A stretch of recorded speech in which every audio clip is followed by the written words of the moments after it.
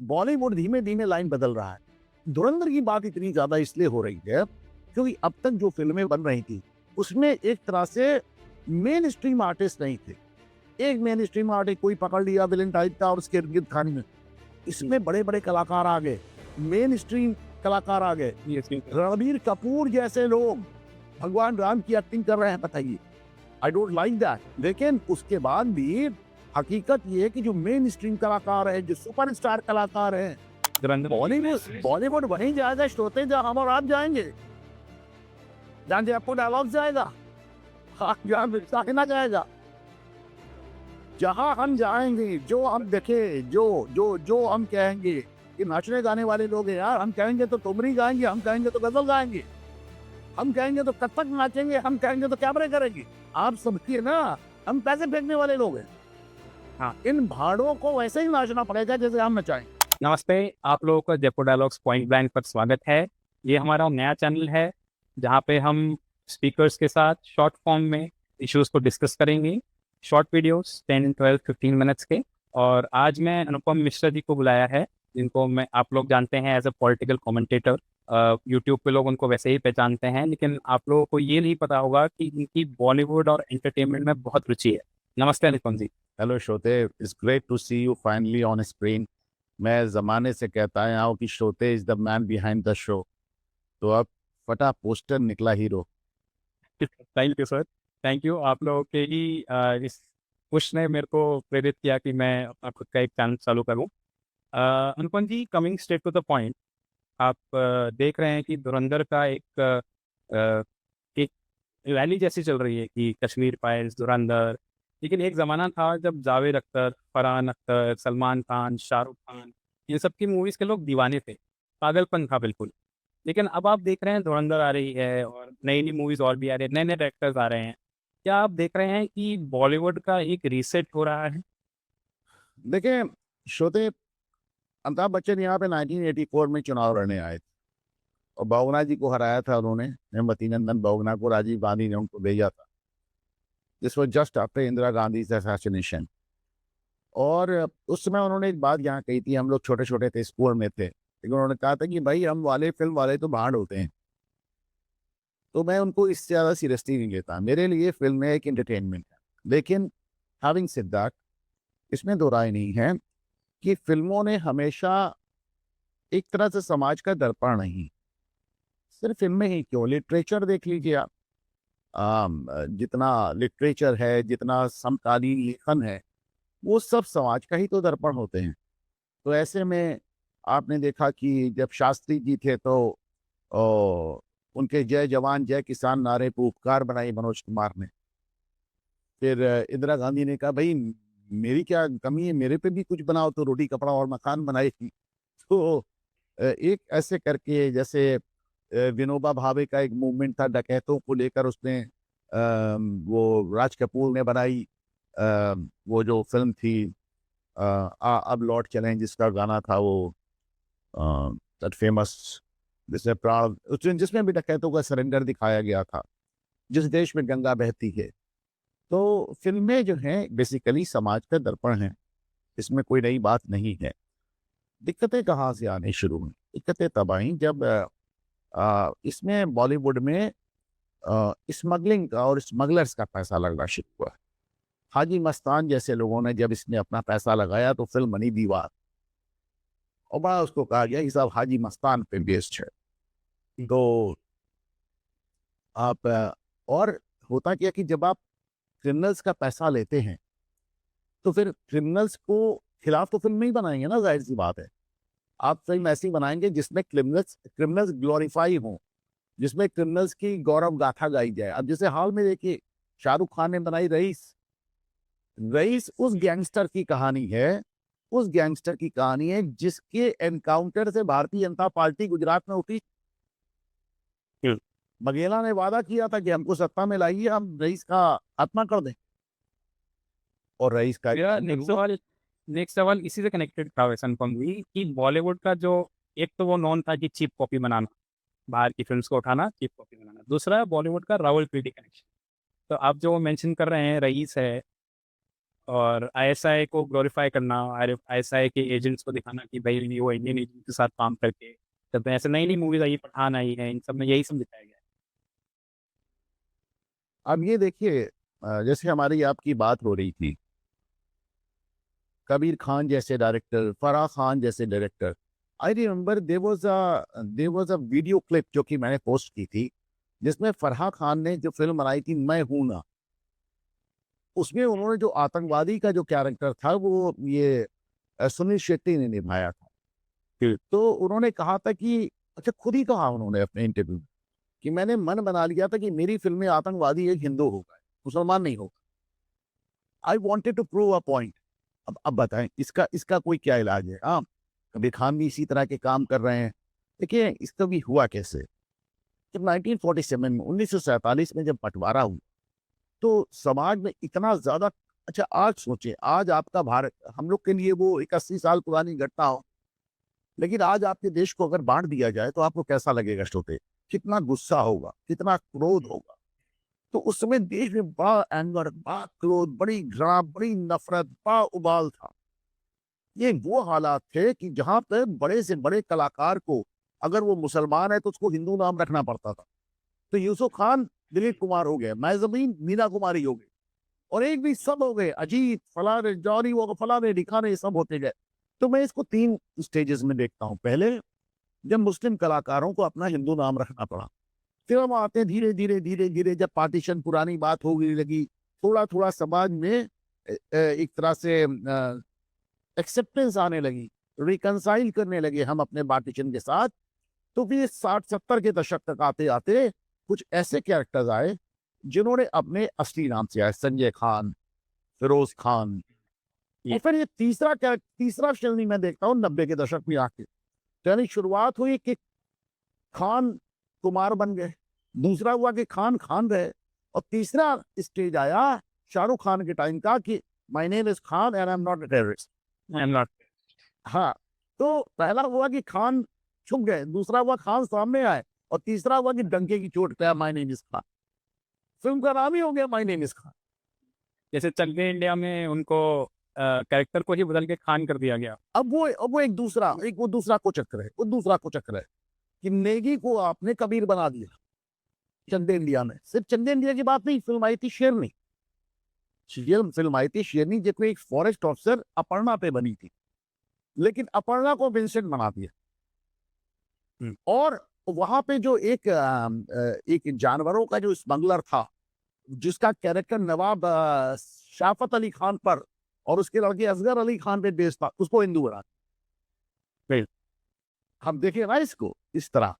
हमारे यहाँ जितने आपको विलेन नजर आएंगे आज भी, आप ये देखिए दबंग फिल्म बड़ी फेमस, दबंग में आप देखें वो जो कैरेक्टर है, विलेन है, वो हनुमान जी की पूजा करता है। हनुमान जी का तो हमारे जितने पुराने कैरेक्टर हुए हैं, जितने विलेनिश कैरेक्टर हुए हैं, वो सीधे मंदिर से निकल के रेप कर देते हैं। तो ये एक और वहीं दूसरी तरफ जो नमाजी होता है, खान पठान, उसकी जबान पे आप भरोसा कर सकते हैं कि वो जान दे देगा, यारी है ईमान मेरा यार मेरी जिंदगी। तो ये एक धीरे से पूरा, अच्छा 2 चीजें एक साथ हुई, अपराधियों का पैसा लगना और सलीम जावेद की एंट्री, ये एक साथ देख। और इन दोनों ने मिलके बात कहां से कहां पहुंचा दी। आप देखिए सलीम जावेद की 2 दर्जन से ज्यादा हिट, एक फिल्म में उनके मुसलमान विलेन नहीं, नॉट इवन वन, एक भी फिल्म में उनका मुस्लिम विलेन नहीं है। और मतलब एक फिल्म है जैसे मुकद्दर का सिकंदर, उसमें अमजद खान ने एक मुस्लिम कैरेक्टर दिया है, पर वो आदमी भी दिखाया कि क्रिमिनल नहीं है, बात का धनी है। और अमिताभ बच्चन को जब मारता है तो भाई या अल्लाह मेरे से क्या बुरा काम करा दिया, that's all. Sultan Ahmed film बनाते हैं गंगा की सौगंध। अब देखिए वो फतेह गोयल उसके बारे में अक्सर चर्चा करती है, नीवी वाले चर्चा करते हैं। अब देखिए जो चीज उन्होंने भी नहीं पकड़ी, वो मैंने इस बार जयपुर डायलॉग से बताई थी। गंगा की सौगंध सोची, आज से 40 साल पहले जो फिल्म बनी, उसने मीम भीम एक पूरा नैरेटिव चलाया। गंगा की सौगंध में क्या है, जो विलेन है उसका कोई नाम नहीं, उसका नाम है ठाकुर। जो दूसरा विलेन है उसका नाम भी कुछ नहीं, उसका नाम है पंडित। और जो तीसरा विलेन है उसका भी कोई नाम नहीं, उसका नाम है बनिया लाला।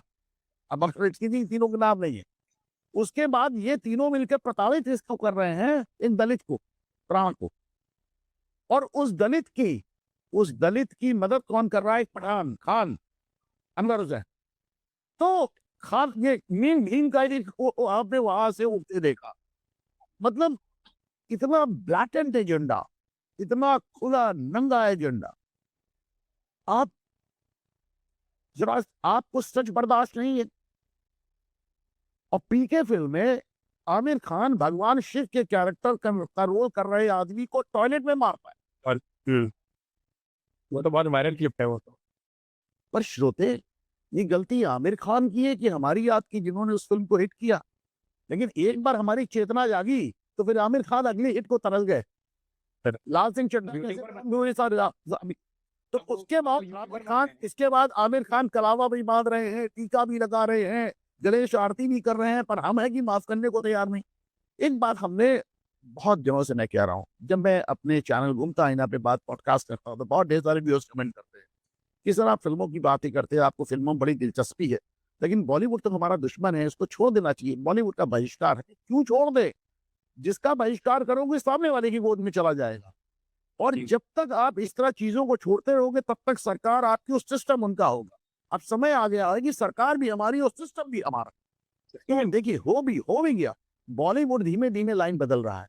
धुरंधर की बात इतनी ज्यादा इसलिए हो रही है क्योंकि अब तक जो फिल्में बन रही थी उसमें एक तरह से मेन स्ट्रीम आर्टिस्ट नहीं थे। एक मेन स्ट्रीम आर्टिस्ट कोई पकड़ लिया विलेन टाइप का और उसके इर्द गिर्द खाने में। इसमें बड़े बड़े कलाकार आ गए, मेन स्ट्रीम कलाकार आ गए। रणबीर कपूर जैसे लोग भगवान राम की एक्टिंग कर रहे हैं, बताइए। I don't like that. लेकिन उसके बाद भी हकीकत ये है कि जो मेन स्ट्रीम कलाकार है, जो सुपरस्टार कलाकार हैं, उनको भी समझ में यार पैसा इधर ही है। मैं तो हमेशा कहता हूँ ये तो नचनिए, नाचने गाने वाले भान है, इनको जिधर पैसा मिलेगा उधर जाएंगे। तो भैया छोड़ना हमने कुछ नहीं, हमने कब्जा सब पे करना है। तो आपको क्या लगता है, where is Bollywood headed? Chhaava आ गई, अब हिस्ट्री की भी सही मूवीज आ रही हैं, धुरंधर। बॉलीवुड वहीं जाएगा श्रोते जहाँ हम और आप जाएंगे, जहाँ जयपुर डायलॉग जाएगा, हाँ, जहाँ ना जाएगा, जहाँ हम जाएंगे, जो हम देखे, जो जो जो हम कहेंगे कि नाचने गाने वाले लोग हैं यार, हम कहेंगे तो ठुमरी गाएंगे, हम कहेंगे तो गजल गाएंगे, हम कहेंगे तो कथक नाचेंगे, हम कहेंगे तो कैबरे करेंगे। आप समझिए ना, हम पैसे फेंकने वाले लोग हैं। हाँ, इन भाड़ों को वैसे ही नाचना पड़ेगा जैसे हम नचाएं। अब लास्ट में आप, आई एम सॉरी, ये थोड़ा सा मैं आपको लग रहा हार्श हो गया, लेकिन होते हमारे चैनल का नाम point this is exactly how I feel about it. Point blank ही बात करनी है हमें, क्योंकि चैनल का नाम ही पॉइंट ब्लैंक है हमारे। जाते जाते अनुपम जी, मैं आपके कमेंट देना चाहूँगा आरफा खानम जी पर, जो आजकल बहुत वायरल हो रही हैं, जो उन्होंने धुरंधर पर कमेंट्स किए हैं। और उनके बारे में आपका क्या कहना है? वो हमेशा जस्टिफाई करती हैं कि टेररिस्ट को आप तो ऐसे दिखा रहे हो, मुस्लिम्स को ऐसे दिखा रहे हो क्या टेररिस्ट, और टेररिस्ट को बिल्कुल वाइट वॉश करना चाहती हैं। आज से नहीं, आरफा खानम के मैंने धुरंधर पे कमेंट्स नहीं देखे। आपने बताया होता तो मैं प्रोग्राम बैठने से पहले चेकअप भी कर लेता कि, लेकिन आरफा खानम को तो हर बात पे कमेंट आता है। आरफा खानम पे तो हर बात पे कमेंट आता है। उनकी रोजी रोटी भी इसी से है। वो गाली खा के अपनी रोजी चलाती हैं। वो जानकर ऐसी चीज लिखती है, उनको हजार लोग उनको गालियां देते हैं, उनकी रीच बढ़ती है और उनका पे आउट आता है। लेकिन आरफा खाने देखिए मैटर नहीं करती। आप सोच कर देखें, आप सोच कर देखें श्रोते, कि ट्विटर के पहले आरफा खानम को कौन जानता था? ये तो ट्विटर पे उटपटांग लिख लिख कर सब ये हीरो हो गए। रही बात ये कि टेररिज्म का धर्म होता है नहीं होता है, छोड़ी जाने दी इस बहस को। मैं सिर्फ ये पूछता हूँ कि यूनाइटेड नेशंस की आतंकवादियों की सूची में 100 में 99.5 जितने ऑर्गेनाइजेशन, सबके सब मुस्लिम क्यों हैं? चले, हमने मान लिया। आज मैंने सुना है ऑस्ट्रेलिया में अटैक हुआ है। अभी just when I was sitting down for this recording, someone told me कि ऑस्ट्रेलिया के बीच में अटैक हुआ है और बीच पर जाके लोगों ने गोलियां चलाई हैं। तो जो चारों तरफ से चीजें देखने, अच्छा मैं कह रहा हूँ, चलिए, हिंदुस्तान में हिंदुओं से झगड़ा है, वेस्ट में ईसाइयों से झगड़ा है, और तमाम जगह, बर्मा में बौद्धों से झगड़ा है, चीन में नास्तिकों से झगड़ा है, उसमें रशिया में अलग तरह के ईसाइयों से झगड़ा है। यहाँ पे कोई नहीं, वहाँ आपस में झगड़ा है। गालिब के एक शेर है, जबकि तुम में नहीं कोई मौजूद, फिर ये हंगामा है खुदा क्या है। तो जहाँ कोई नहीं है वहाँ आपस में लड़ रहे हैं। हम क्या करें भाई? एक अनुपम जी, आपकी हमारे शॉर्ट बहुत वायरल हो रहा है हमारे चैनल पे, जिसमें आपने मेंशन किया है शबाना आजमी और जावेद अख्तर का।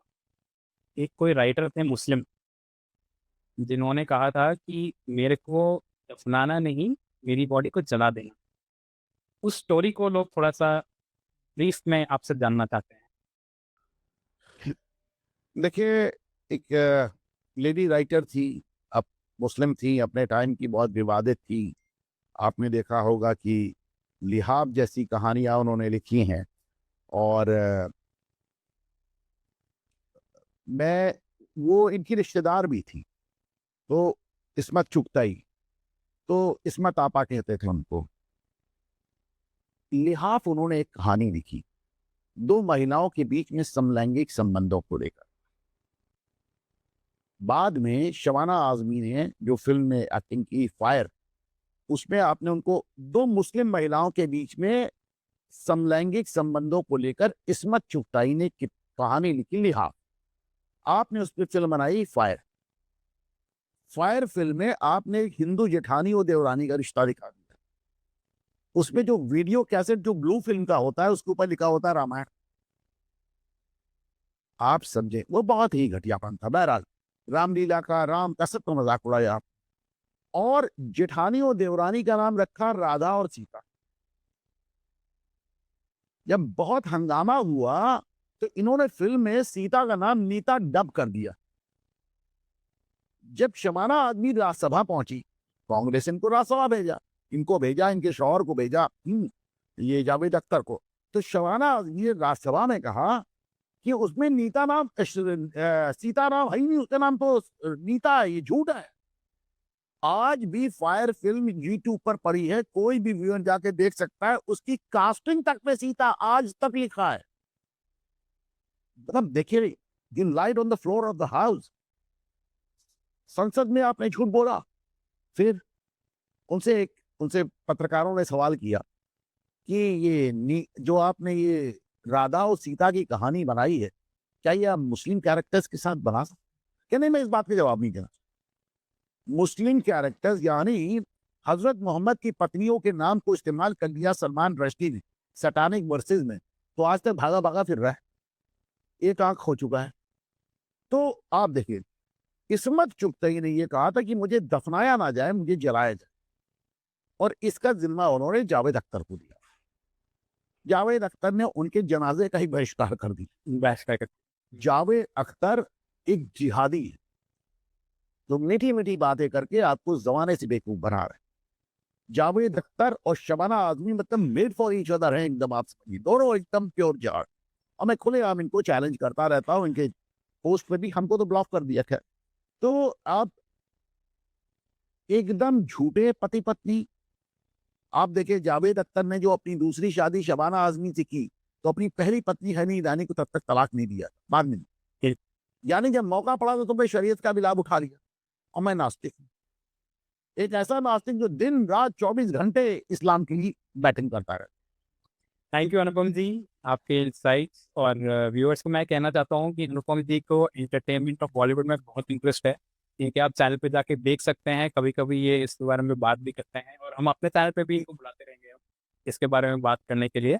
अनुपम जी, आपका बहुत बहुत धन्यवाद। व्यूअर्स से और श्रोते, आपका request बहुत है बहुत धन्यवाद कि आप फाइनली कैमरे के पीछे से निकल के कैमरे के सामने आ गए। Thank you it's a pleasure, and मुझे यहाँ पे हमेशा आने में बहुत अच्छा लगा। Thank you sir. मैं व्यूअर्स से रिक्वेस्ट करूंगा कि हमारा नया चैनल है, प्लीज़ ज़रूर से सब्सक्राइब करें, वीडियो को लाइक करें और शेयर जरूर करें। और आपके जो भी कमेंट्स हैं इस टॉपिक पे प्लीज़ नीचे कमेंट बॉक्स में दें। थैंक यू, नमस्कार।